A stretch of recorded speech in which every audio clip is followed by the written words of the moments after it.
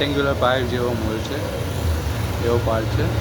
આ પણ semi injection એટલે સેમી હાઇડ્રોલિકનો જ છે મોલ્ડ. તો તમે જોઈ શકો છો, આ તો ફાઇનલ મોલ્ડ જ છે. તો પંચ બને બટિંગ થાય છે અને એ રીતના પીસ જ છે. પીસનું વર્કિંગ જોઈએ તો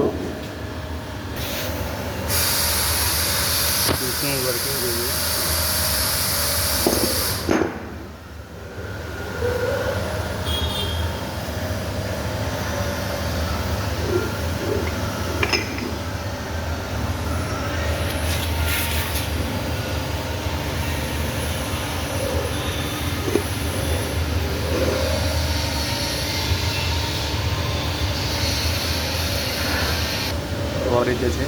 મેન પ્લેટને ખાલી નાઇટ્રાઇડિંગ કરાયેલી છે. કુલિંગ ફાઇનલ મોલ્ડ જ છે, રેડી ટુ ડિસ્પેચ.